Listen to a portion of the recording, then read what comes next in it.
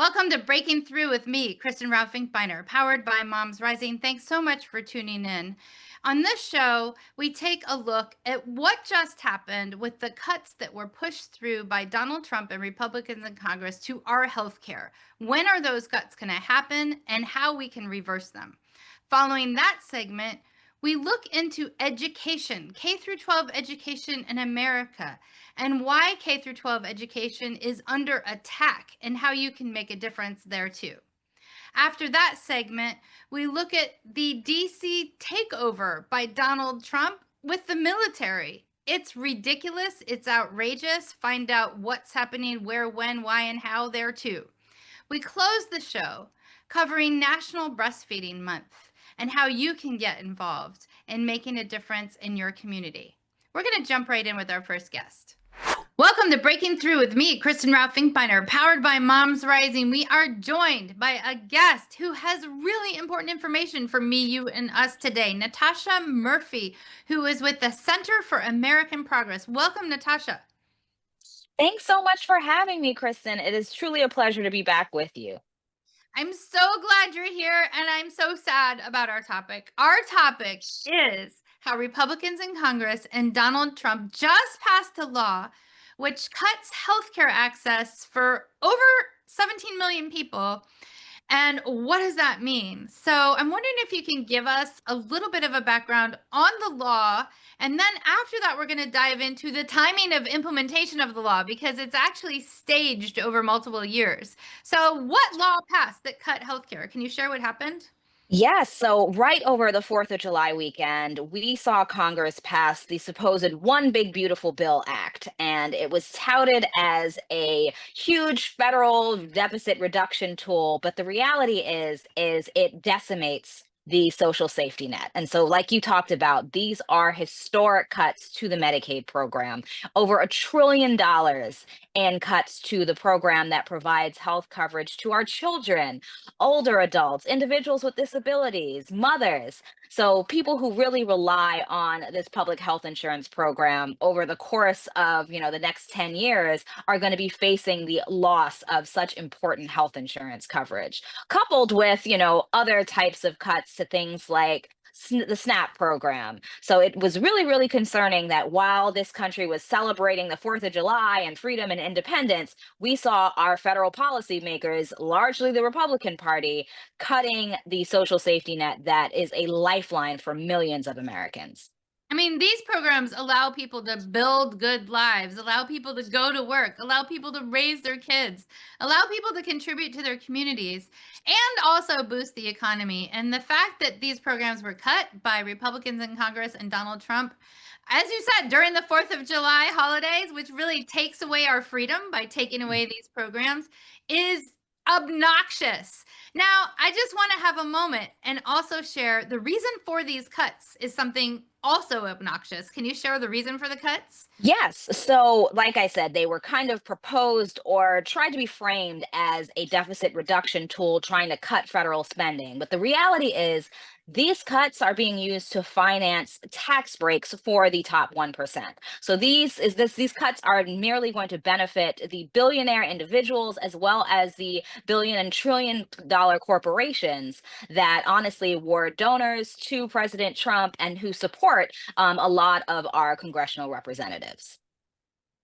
The other thing that are in the cuts is cuts to the Affordable Care Act, the ACA. Can you share a little bit about that? The cuts to Medicaid are extreme, awful, and disastrous. And the cuts to the ACA are also pretty disastrous too. What happened? Yeah, so included in this One Big Beautiful Bill Act, in addition to those devastating Medicaid cuts, are cuts to people who buy their insurance on the Affordable Care Act marketplaces.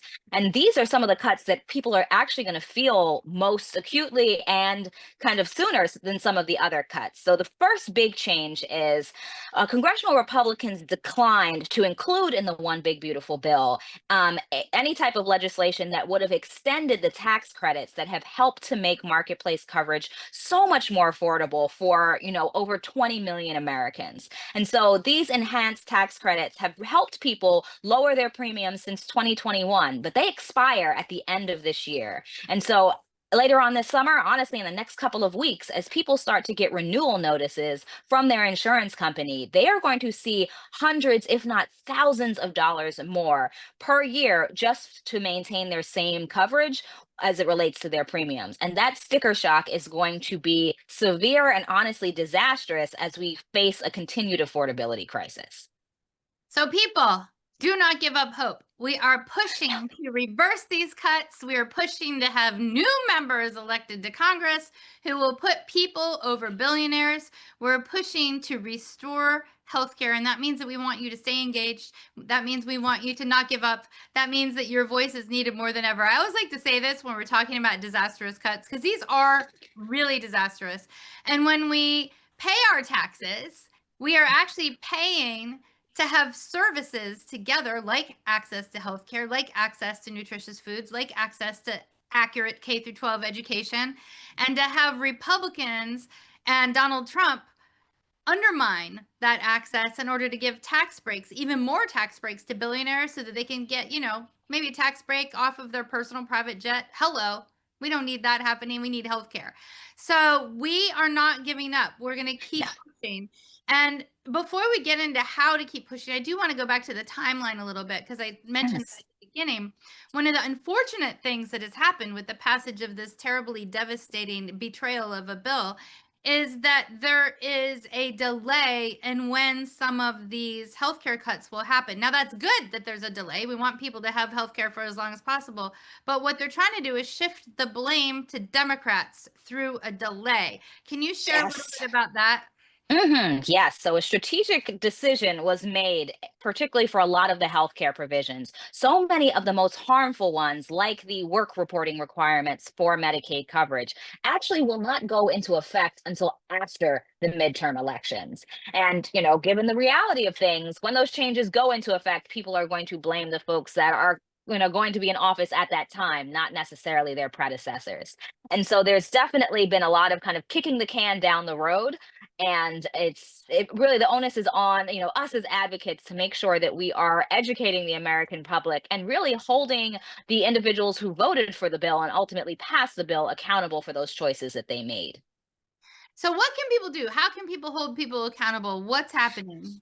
Yes. So I will say our congressional legislators, they are currently home for August recess and they are active in their communities. I've seen footage of, quite a few people and senators, making the rounds at fairs and different community events. And it has been honestly invigorating to see their constituents coming up to them and either, thanking them for not voting for the disastrous piece of legislation that's going to harm people's lives. But I've also seen instances where their constituents are holding their feet to the fire and saying, how could you do this? How could you vote for something that is going to strip Medicaid coverage away from my disabled child? Or do you know what this is going to mean for our rural community and the hospital that we have there? What the impacts that that's going to have as it relates to healthcare access and affordability. So I would definitely encourage everyone to, take these last few weeks of summer and, find some time to engage with your elected officials, whether that's in person or virtually, and let your voice be heard about how you feel about how they voted for the bill. And then in addition to that, the fact that so many of these provisions do not go into effect immediately, we might have 2 or 3 years before they have to be implemented. That also gives us a runway to engage with elected officials at the federal level, but also at the state level, trying to reduce certain levels of harm. So there's going to be a lot of work for state regulators and state officials, particularly on the Medicaid front, to get the word out and let people know work requirements are coming, cost sharing increases are coming. So making sure that the public is well educated on these upcoming changes. Yeah, and I'm so glad you brought up work requirements. Work requirements, listeners and viewers, are a red herring. When we look at what's happening with Medicaid in particular, several states actually tried implementing, quote, work requirements and found that it actually costs more money to the state and federal government to have, quote, work requirements than to not. Why? Who's covered by Medicaid? Actually, more than 60% of people in nursing homes are covered by Medicaid. 40% of births are covered by Medicaid. 1 in 3 people with significant disabilities are covered by Medicaid. So when we're saying people have to go to work, are we saying your great-great-grandpa has to go to work? No, that's ridiculous. So they don't actually qualify for having to meet the work requirements when it comes down to it. So this is really important to note that this whole work requirement thing is a red herring. So we need to call our members of Congress and we need to say, stop the cuts. And then we need to remember what just happened. We need to remember what just happened when we vote. We need to remember what just happened when we go to town halls, when we see members of Congress in district, when we're talking with our friends, family, and neighbor. Because what happened in part, there were a lot of cuts, but Medicaid in particular is painful, is Medicaid provides care to 72 million people overall. Healthcare to 72 million people overall. It's named different things in different states. So you yourself might be on a Medicaid healthcare program and not know it because it has its own state name.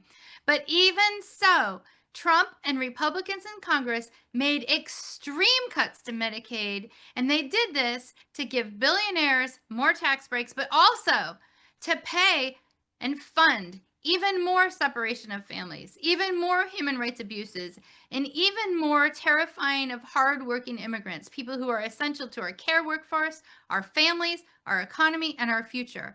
And I just want to say this to everyone. Our nation needs a safe, secure, and orderly immigration process that balances compassion and security.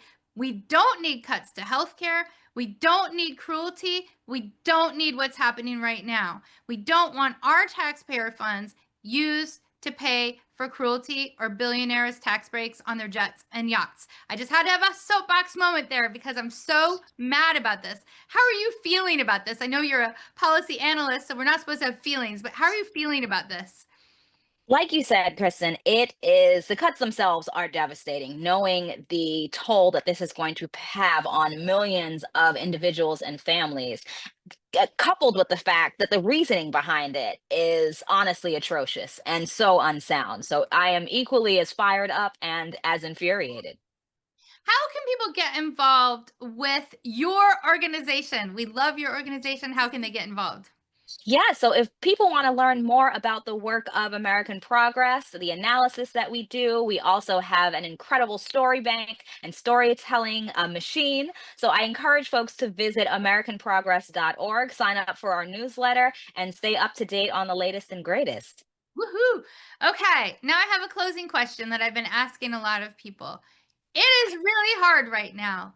What is keeping you going? What is giving you hope? Do you have advice on staying involved for this marathon, not a sprint, that is saving our democracy and our healthcare?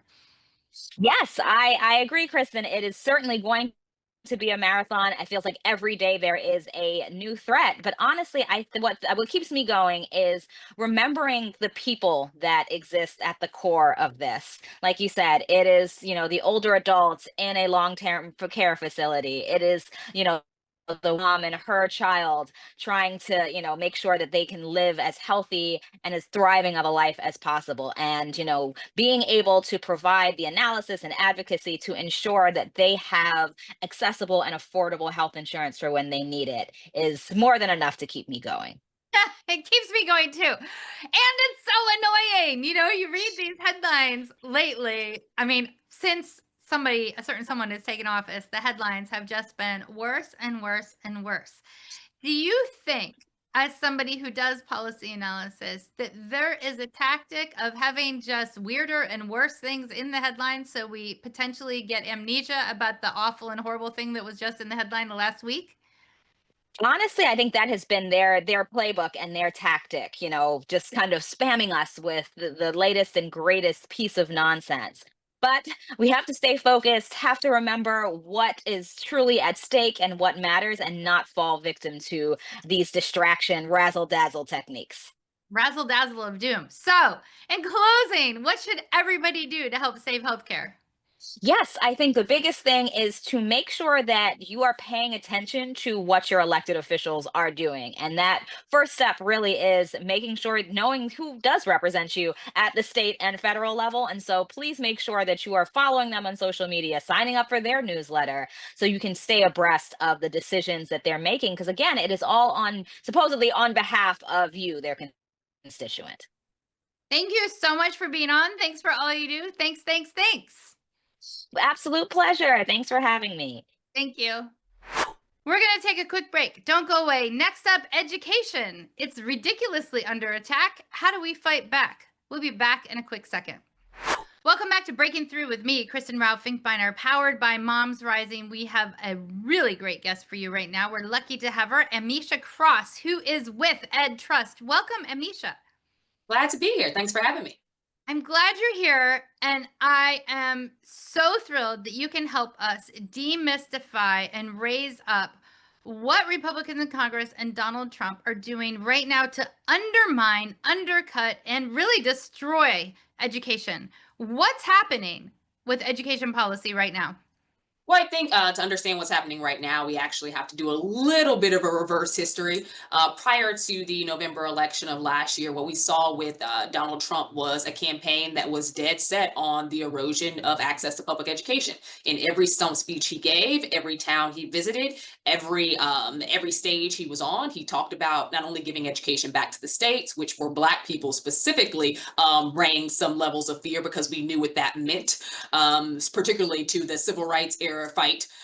But in addition to that, acknowledging that he wanted to get rid of the Department of Education. He did not think that it was workable. He believed that it was something that was government bloat. It was something we didn't need. And quite frankly, wanted to expand the privatization of our education system. Again, these are all things that were made very clear on the campaign trail. It was also a very strong part of Project 2025, which has basically become the landscape document for his administration and how he has circumvented Congress in many ways in utilizing the power of the pen with his executive orders to not only dismantle education, but to cut funding streams, to ensure that things like civil rights are not upheld, and to basically make life a lot harder for underserved populations across this country.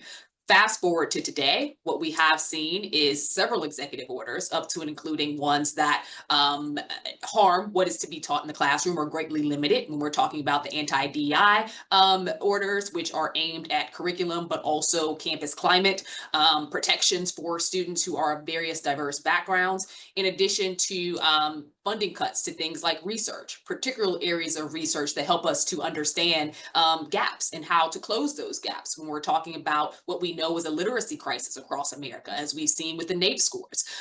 Reading and literacy happens to be, unfortunately, one of the spots in this country that we want to improve, but have not necessarily gotten as close to that as we would like. And the pandemic didn't help any.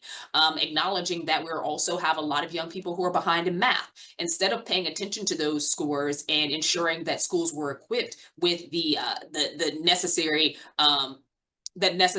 teaching and administrative supports, wraparound services, social services, and other things to get young people back on track, this president has cut those funding resources. We watched him threaten schools across the country with eradication of after-school programs, 21st century learning programs. As someone who got my start in education working in those 21st century learning programs, I know intrinsically what they do to ensure that young people have not only fresh starts, but that they have that extra learning time during the summer, during the after school, so that they can catch up in reading, so that they can catch up in math, so that they can get ACT, SAT prep and be ready to go on to college.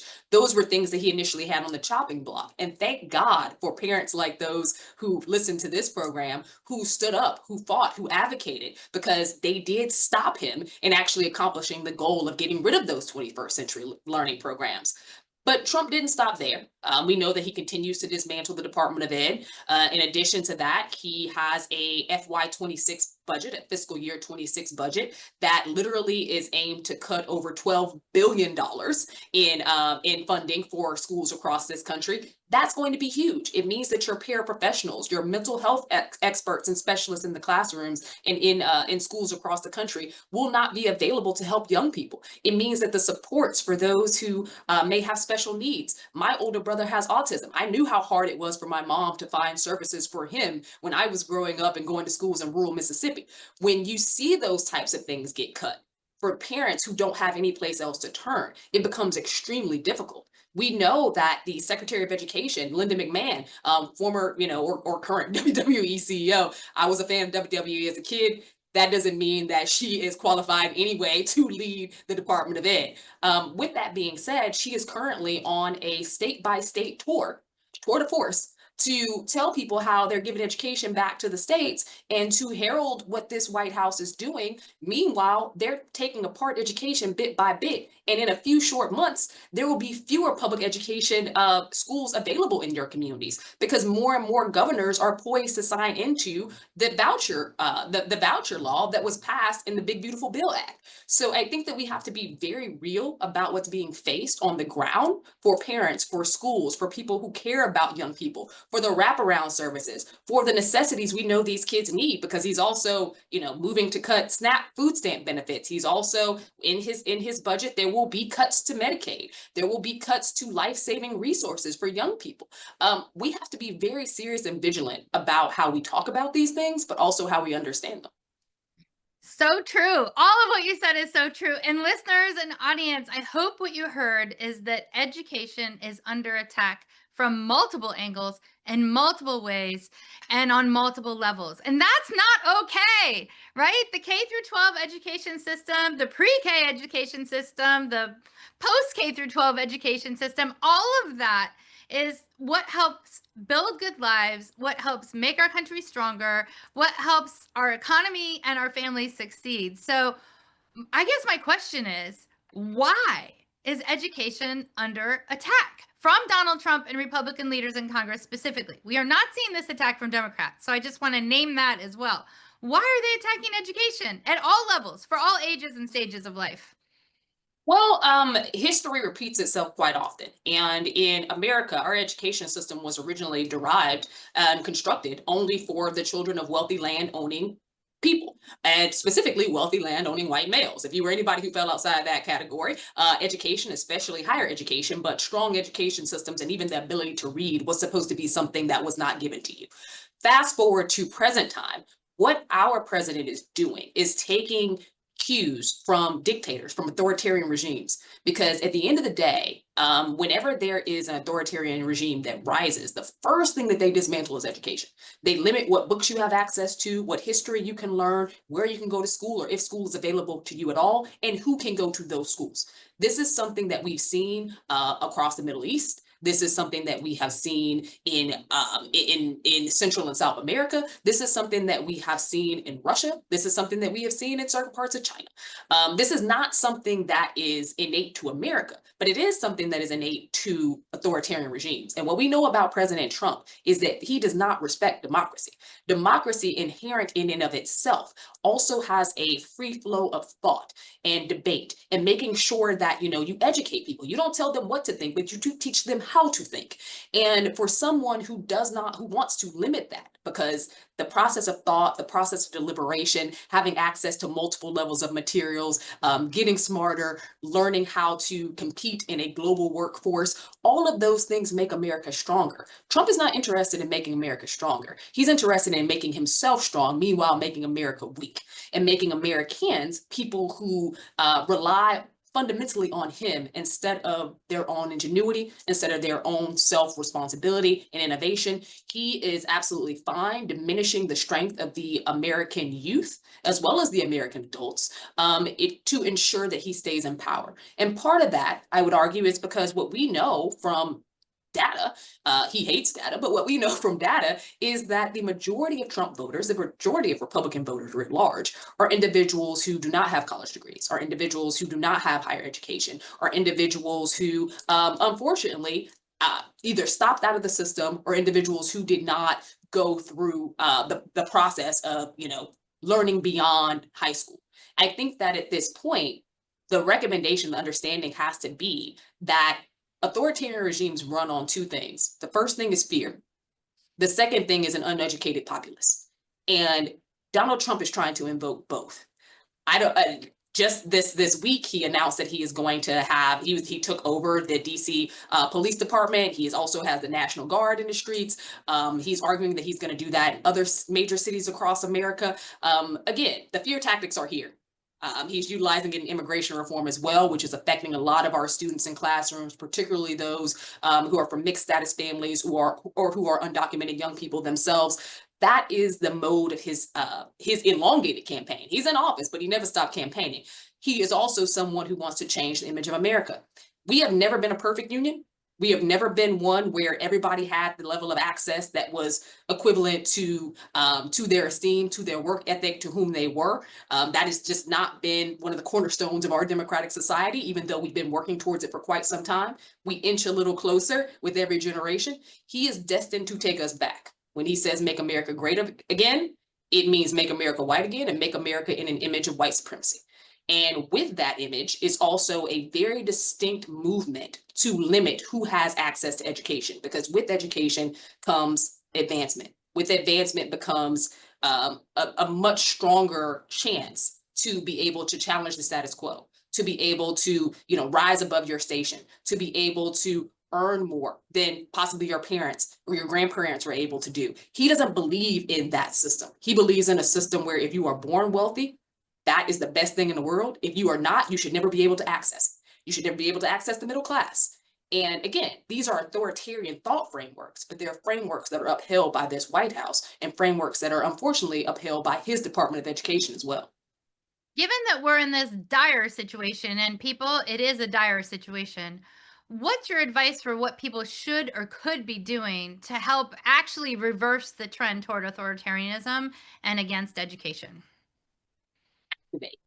One of the strongest tools that we have in our toolbox as American citizens in terms of equity, in terms of civil rights, is education.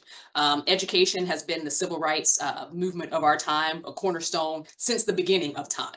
As somebody who is obviously an African American, there were times where the threat to even learn to read was so high that you would die.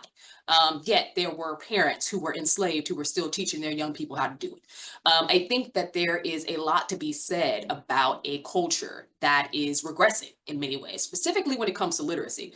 But beyond that, watching a president of the United States who should know that the strength of this country and its economic progress and its diversity and its fight to maintain not only its #1 status in terms of countries across the globe, its leadership status. We are only as competitive as the youth that we teach. And if our youth are not getting the best in class education, America cannot be the beacon for the world that we have designed ourselves to be. So I think that for parents, for teachers, for advocates out there, first and foremost, it's don't let him destroy the education system that is inherent in our Constitution, the one that is inherent to your communities. We know that when education goes, when public ed falls apart, that businesses leave communities, that housing values go down, that violence goes up, that opportunity for young people disappears. We have to make sure that that is not something we are okay with. And I think that this White House is doing a good job of lying to people 24/7 on any program and channel you listen to, be it whether it's virtual, live television, radio, you name it, he will find a spot about how education's not working. No, the system's not perfect. I'll be the first to tell you the system's not perfect. But with that being said, making education only for a select few, making opportunity only for a select few, eradicating the progress we have made after decades and decades of struggle to access higher education, to access AP classes, to access a rung of opportunity that previously didn't exist for specifically women, Black, Brown, Latino, Native, you name it. That is a scarier place to be.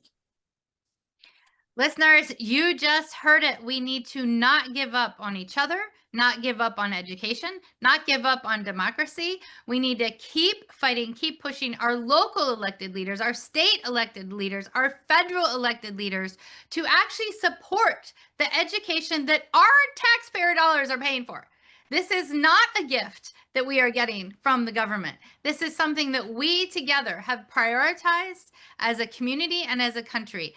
Education is a must, and we need to make sure that we do not stand silently by as Donald Trump and Republicans in Congress dismantle and undermine our education system.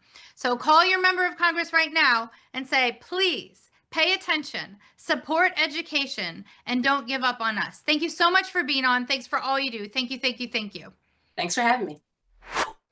We're going to take a quick break. Don't go away. Next up, we're talking about why the military is in DC and what you can do about it. Welcome to Breaking Through with me, Kristen Raufinkbeiner, powered by MomsRising. We have a returning guest who everybody, including me and especially me, just absolutely loves hearing from. Tina Sherman of MomsRising. Welcome, Tina.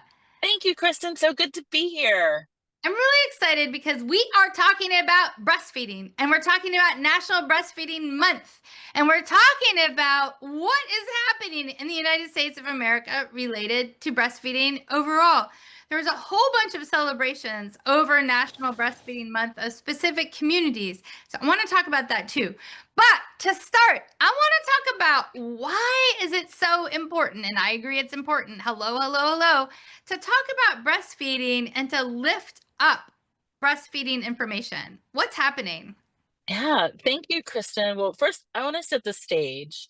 I don't think most people know that in the US, 4 out of 5 mothers start out breastfeeding, but less than half of them are still breastfeeding at 6 months postpartum.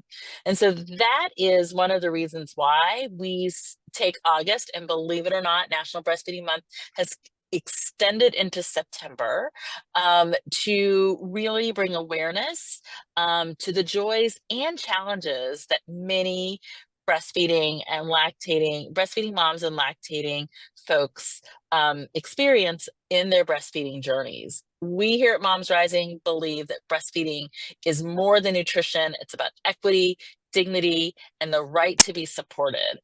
So that is what we do throughout the entire month of August in celebrating National Breastfeeding Month. And this year's theme is Forward Together.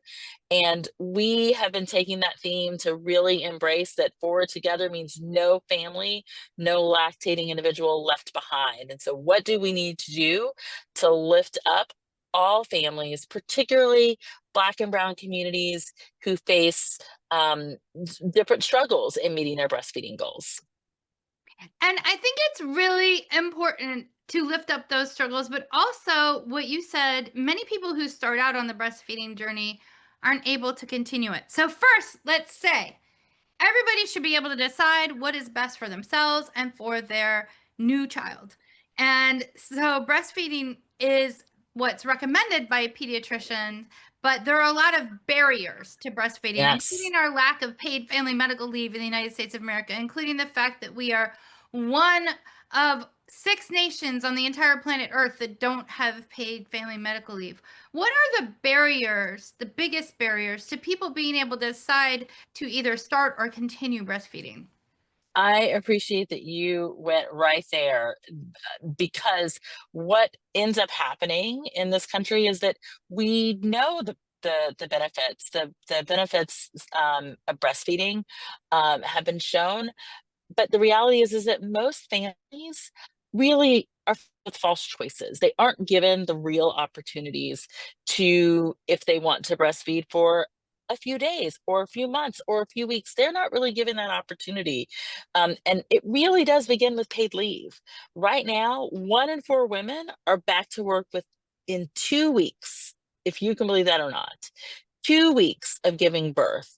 And we know that's not because they want to be, it's because they simply cannot afford to take the unpaid time off. And most of them do not have access to any paid family and medical leave or even paid sick days. And so right off the bat, we are not setting families up for success. We're just not setting families up for success at all. And when we're talking about barriers to specific communities, what are some of the barriers that everyone should know about to specific communities that we can help break down? Yeah, so when we look at what the barriers look like, we know that in particular, Black, Brown, Indigenous, and Latinx families face the steepest challenges because of our systems being rooted in racism and underinvestment and exclusion from policymaking. And so actually, I've said that we're celebrating National Breastfeeding Awareness Month, and it has extended into September. We are working with our partners from a wide range of ethnic and cultural communities to amplify their voices in the struggles that they're meeting. And in fact, everything from Indigenous Milk Medicine Week to Black Breastfeeding Week to Latina and Latinx Breastfeeding Week. And this year, brand new, is the Deaf and Hard of Hearing Breastfeeding Week.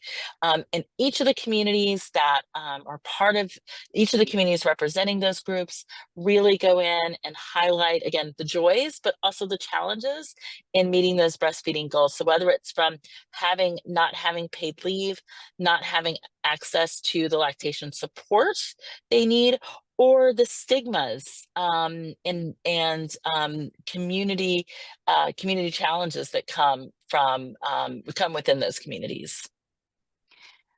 I want to talk now about what are the benefits of breastfeeding that most people might not know. So, for example, my story, I learned about the benefits of breastfeeding after there was already a child in my life who was having a medical crisis. So my son was born with a primary immune system deficiency. He didn't have any immunoglobulin A.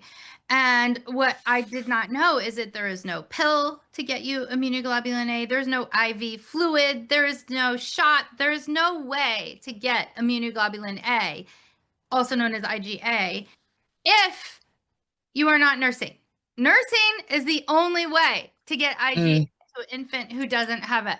And so the doctors were very clear that nursing for as long as possible was very important. And eventually my son did develop a way to have his own IgA, thank goodness. But without nursing, he might not even be here. So I had no idea that was a thing. You know what I mean? Yes. No idea. So why is nursing important? Can you share a little bit more about? Absolutely. In addition, first of all, that's amazing. The benefits for your son, and what a testament that you were able to breastfeed, and that is what he needed to literally be here, Kristen. That's amazing. And thank you for sharing that. Because I don't think people don't know, right? People don't know. So we know the immunity boost. We know there are long-term health benefits, including lowering the risk for developing diabetes or asthma. The maternal health benefits include lowering risk of breast and ovarian cancers. And of course, we can't leave out the fact that it's good for not only moms and babies, but also good for the economy. We know that breastfeeding could save the US more than 13, oh wait, hold on. I want to make sure I get that number right, because I was thinking it was billion, but yes, it is $13 billion annually in pediatric costs and also preventable deaths. So those are just some of the benefits to breastfeeding. All right, so we have our marching orders. We know that breastfeeding is incredibly beneficial to the mom, to the baby, to the communities, to the long-term health of our country, honestly. And we also know that there's huge barriers. So for people who are listening who are fired up, what should they do right now immediately? Right now, immediately. Well, I want to also share that right now, the threats to breastfeeding and breastfeeding success are greater than ever in this current administration. We know the threats to funding that support breastfeeding programs in hospitals and in communities are under threat, are being cut in the current administrative budget. We just saw the big bad betrayal bill passed, and those cuts to Medicaid, coupled with those threats to HH funding, put millions at risk at losing both critical maternal care, but also postpartum care and access to lactation. And so really speaking up, raising your voice in support of funding for breastfeeding and lactation support programs is critically important, but also sharing your stories around what these Medicaid cuts are looking like in your community is absolutely critical. 150% agree. Where can people share their stories? come join us over at MomsRising.org and find that share your story link. I'm sure we will drop it in the show notes. And please share your story there. We would love to hear from you. Is really, our members' stories are the most powerful tool to share with lawmakers, the media, other decision makers around what these cuts would mean for your family. So helpful. Thank you for sharing that. How can people track, follow, and be a part of National Breastfeeding Month? Join National Breastfeeding Month, on MomsRising.org. Across our social media platforms, we are sharing regularly activities that are going on. So please come join the conversation. If you're into using hashtags, use hashtag NBM Risers25. That's National Breastfeeding Month Risers25. Before we depart from this time together on the radio and on YouTube and all the places online, Tina, I'm wondering if you could share what your hope is for a better tomorrow. What will it look like in 2027? Oh, I love that question. What will it look like in 2027? It will look like families and communities are fully supported. It will look like they are able to use their voices. They can do that at momsrising.org to share what supports they need, how they are thriving in this moment, and that we will, democracy will still stand. Yes, please. Democracy. You need to still stand. I wish I'm like talking to the Statue of Liberty here over. I'm imagining talking to the Statue of Liberty. I'm like, hello, we need liberty and justice actually for all, like for everyone. And 2027, I'm here for it. yes, to do that, we need people to not give up. We need people to keep engaging. And this is a constant refrain of mine because a lot of people look at the headlines and like, this is terrible. And yes, a lot of the headlines are really, really, really, really, really bad. So the big thing is with the chaos, with the scroll of doom, don't give up. Make sure you're registered to vote. Make sure you keep voting. Make sure the people we elect respect and reflect our contributions and our needs. So I am really excited to be on with you, Tina Sherman. Please also, everyone, be a part of National Breastfeeding Month. Get involved, stay involved, and thank you so much, Tina Sherman. Thank you. We're going to take a quick break. Don't go away. Next up, National Breastfeeding Month. Why it should be National Breastfeeding Year every year. We'll be back in just a second. Welcome back to Breaking Through with me, Kristen Ralph Finkbeiner, powered by MomsRising. We are joined by an amazing, spectacular nation-lifting leader, Monifa Bandele of MomsRising, coming directly to us from Washington, D.C. Welcome, Monifa. Thank you for having me. Thank you for being on. There is a lot going on. And when I say a lot, I want to capitalize the A, the L, the O, and the T. All of those need to be in capital letters when we're saying a lot. And we're looking at a trend toward authoritarianism, toward fascism in an increased way. You're in Washington, D.C. right now, where the President of the United States of America has just militarized the local policing. What's going on and what's happening? Yes, what's happening is what we have been seeing really grow over time, which is this narrative around law and order and crime, but really using it to put in place political repression. And so, we've seen it in cities all over the country. And one of the things that we heard President Trump say just before this order was he rattled off a bunch of places where he's like, I have to take over the police forces there because it's so dangerous. And so he talked about Washington, D.C., talked about Baltimore, Maryland, talked about New York City, where I live. And what's really interesting is that violent crime is down in all those places. And in fact, Baltimore, one of the places that he really dragged, has had an all-time low. It's like the lowest record of violence and crime under this new mayor, a Black mayor, Brandon Scott, in Baltimore, Maryland. So what we're really seeing is an attack on Black mayors. We're seeing a way to put down and prevent people from protesting. Because as we know, we've had two very large protests between Hands Off and No Kings. No Kings had 6 million people in the street all over the country. It drew attention away from his military parade. And so we see lies and narratives around crime being out of control, used to really basically militarily take over cities.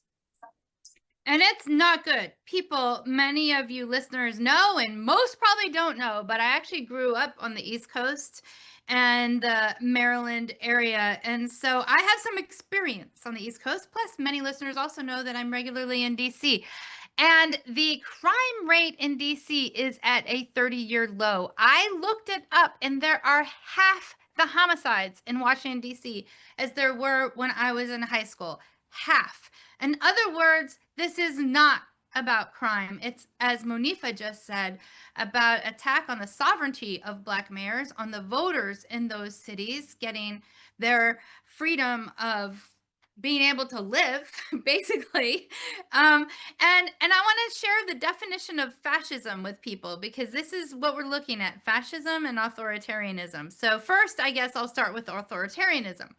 That's the Merriam-Webster dictionary definition is relating to or favoring blind submission to authority. So what we're looking at is President Trump wanting blind submission to authority that is making the authority of Donald Trump bigger than the authority of the mayor or the local police force or the local people or the local voters. Not good. Then moving to fascism. Fascism, the Merriam-Webster dictionary definition, is a populist political philosophy, movement, or regime that exalts nation and often race above the individual and is associated with a centralized autocratic government headed by a dictatorial leader, and that is characterized by severe economic and social regimentation and by forcible suppression of opposition.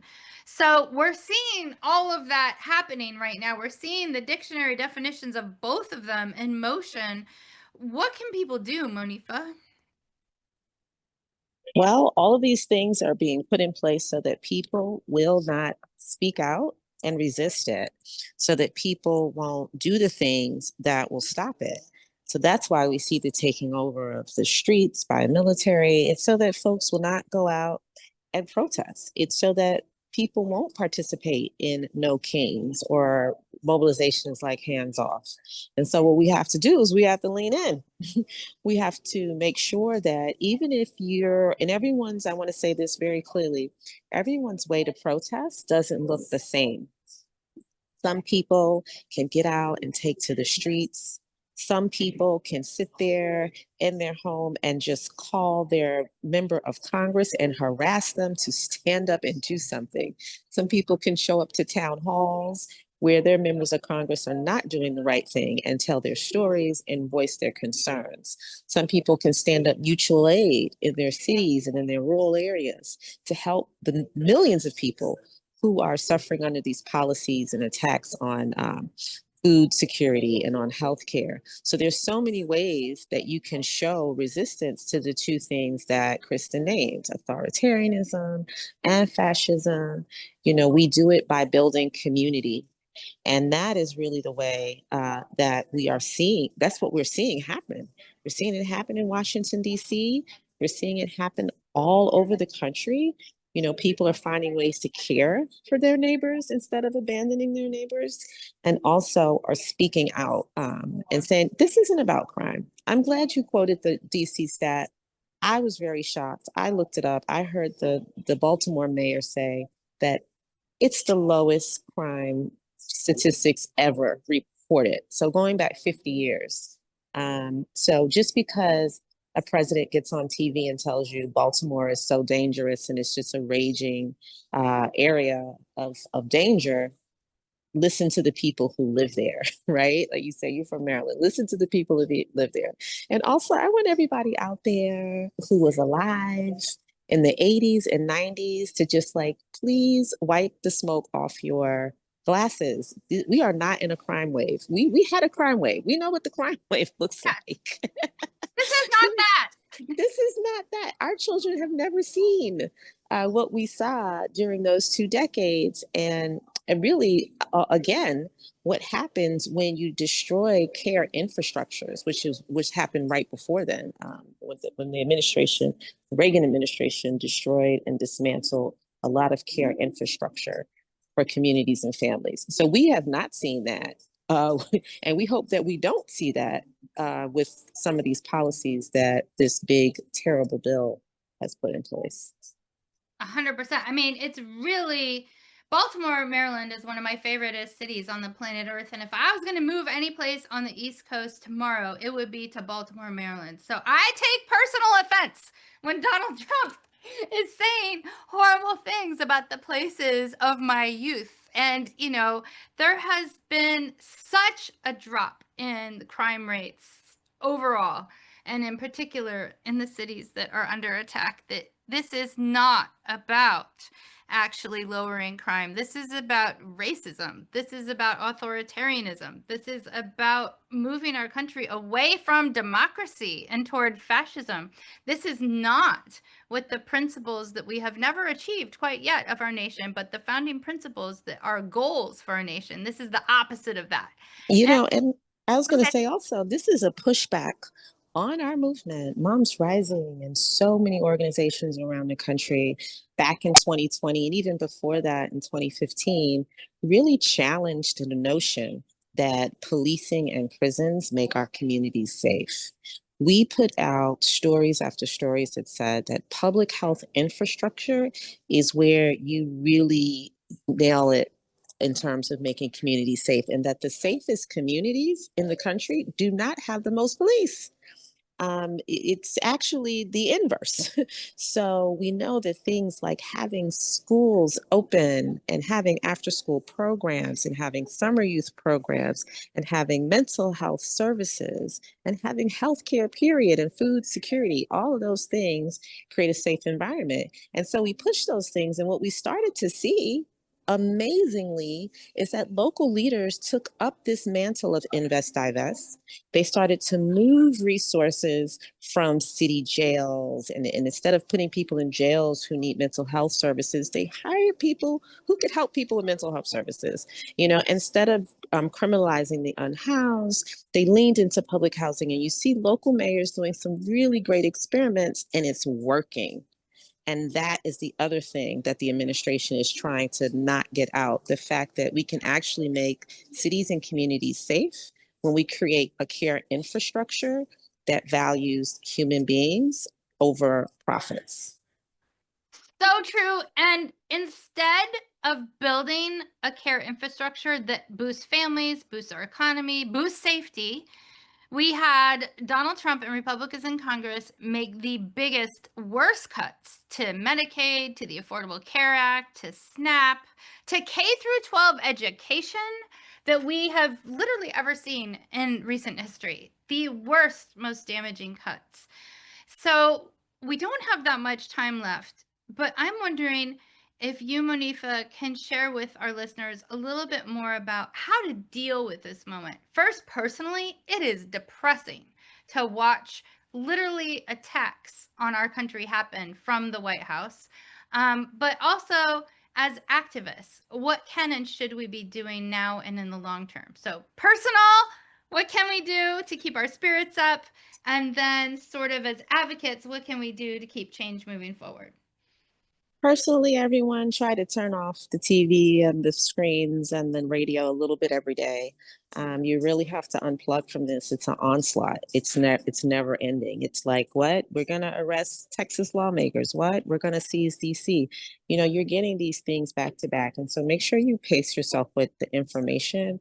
I do that as well. I do screen-free Sundays where I just unplug on Sunday. And you know what? You're going to catch it all on Monday. I recommend that for everyone. And as activists, we have to stay vigilant, right? It's very demoralizing for our communities and the people we work with. But if we can continue to beat the drum that we know what's right with community safety, that we recognize what the real targets are of these policies, and we stay true and stay vigilant, I think that we can make it through this moment. We can make it through, people, but it's gonna take community. How can people find community? Oh, Monifa, you're on mute. Oh, sorry.